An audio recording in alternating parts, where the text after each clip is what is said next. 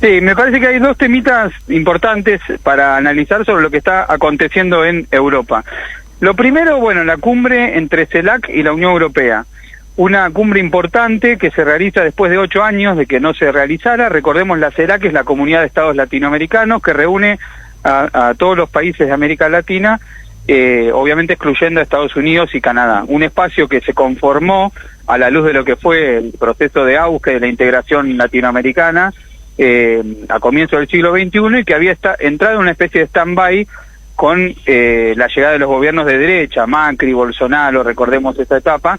Bueno, ahora con la vuelta al gobierno fundamentalmente de Lula en Brasil, hay un nuevo impulso a este espacio, con México también con una gran protagonismo, y se pudo volver a articular una reunión entre la Unión Europea y la CELAC. ¿Cuál es la agenda? Básicamente, bueno, hay una agenda bastante diferente. Por parte de Europa, en un contexto con una Europa en guerra, en el marco de la crisis, producto de las dificultades energéticas que tienen, la necesidad de acceso sobre todo a materias primas, la agenda europea va por ese lado, por tratar de garantizarse fuentes de energía, manufacturas de poco valor agregado, fundamentalmente materias primas, y ante todo la posibilidad de encontrar un alineamiento en los países latinoamericanos en lo que es el enfrentamiento, el apoyo de la Comunidad Europea al enfrentamiento con Rusia. En cambio, por parte de América Latina, la agenda está basada en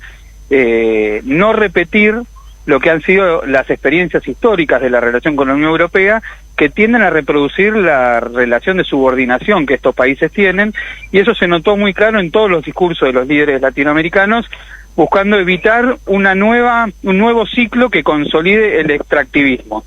Todos los discursos estuvieron orientados a tratar de buscar un entendimiento que pudiera articular estas necesidades que plantea la Unión Europea con las necesidades que plantean los países latinoamericanos de una postura con autonomía que permita, digamos, aprovechar las oportunidades que plantea el escenario internacional, pero respetando la autonomía y la soberanía de los países de la región. Hay que ver si esto, digamos, finalmente sucede o no. Las voces más optimistas respecto de lo sucedido fueron por parte de Lula da Silva, quien dijo que desde la perspectiva de él fue una de las mejores cumbres en la que él haya estado. La Unión Europea se comprometió a inversiones del orden de 45.000 millones de dólares en la región de acá a 5 años. Parece algo relativamente significativo, pero sin embargo, si uno lo compara con el monto de dinero que la misma Unión Europea está invirtiendo en la guerra con Ucrania, parece poco, porque 30.000 millones de dólares es lo que invierte la Unión Europea en un año en la guerra con Ucrania. Y desde esa perspectiva crítica, una de las voces que más se alzó y que es importante destacar es la presidenta de Honduras, Xiomara Castro, quien viene teniendo una perspectiva bastante crítica de la situación internacional, reivindicando la perspectiva latinoamericana, y quien hay que prestarle atención a sus posiciones porque probablemente sea la próxima presidenta pro tempore de la CELAC a partir del año 2024. Si te parece, Eva, escuchamos lo que ella decía en el día de ayer. Bien. La guerra de Ucrania debe de llegar a su fin. La Unión Europea, CELAC, estamos obligados a encontrar una vía para poder alcanzar la paz. No podemos vivir con la pesadilla que cualquier día se puede desencadenar el infierno sobre todos nosotros. Se envían trillones de dólares en armamento para la guerra, pero no somos capaces de construir el desarrollo integral de la humanidad con los objetivos del desarrollo sostenible propuesto por Naciones Unidas.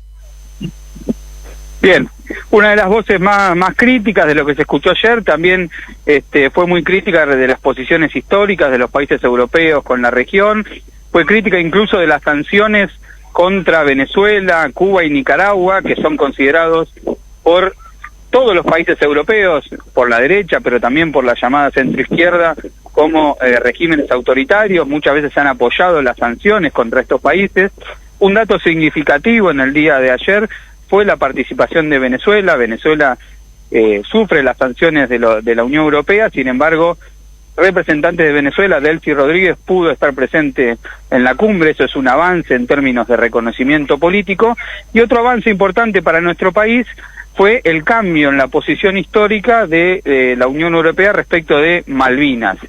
Esto Sí. tiene una explicación, ¿no? Que tiene que ver con que Gran Bretaña e Inglaterra decidió salirse de la Unión Europea ya hace unos años con la llegada de el mandatario Boris Johnson, que propuso el llamado Brexit, ¿no? Que es la salida de Gran Bretaña de la Unión Europea. Con la salida de Gran Bretaña de la Unión Europea hay menos condicionamientos por parte de esa entidad en relación a sostener las posiciones inglesas en relación a las Malvinas.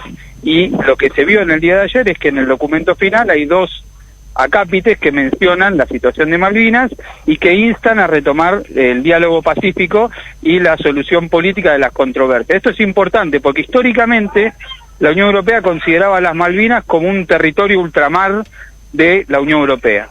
En cambio ahora insta a una resolución pacífica de este conflicto. Esto es una victoria en términos diplomáticos para las posiciones argentinas. Fede, si querés hacemos una mención a lo que va a ocurrir en España el domingo 23.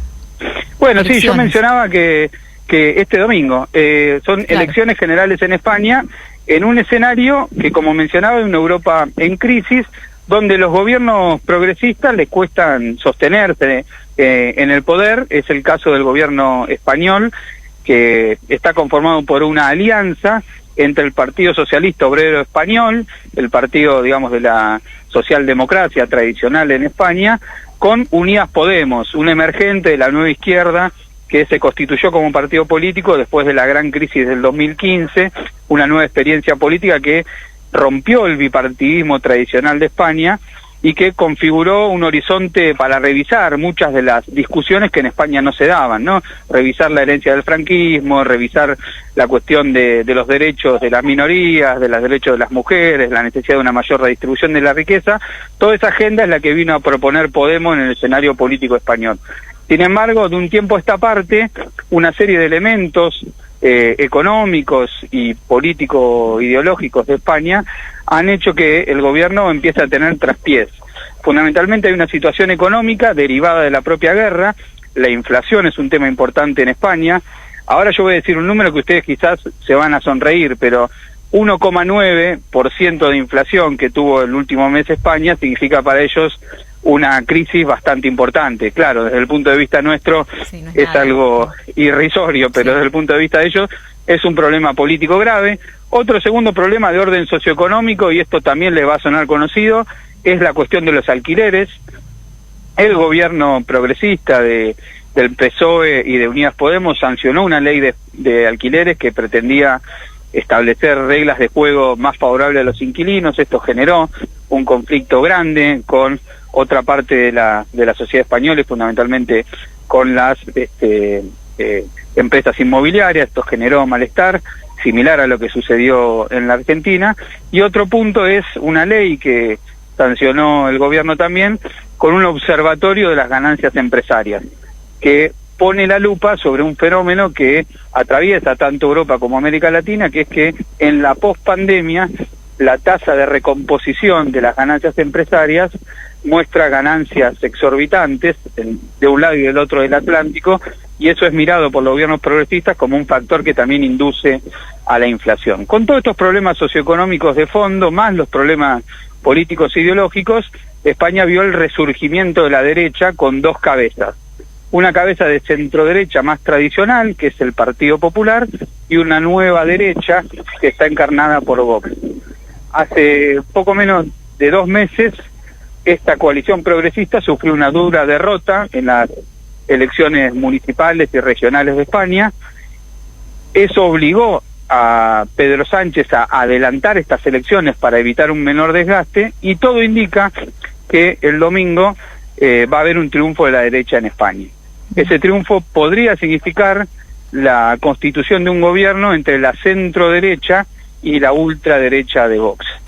Si a ustedes esto les recuerda algo del escenario argentino, podríamos emularlo a la emergencia de figuras como Patricia Bullrich, claro, y figuras de la ultraderecha como Milei. Algunos dicen que las coordenadas de la política española adelantan lo que puede suceder en la política de nuestro país. Hay que estar atentos a ver cómo siguen las cosas y qué resulta de las elecciones el próximo domingo.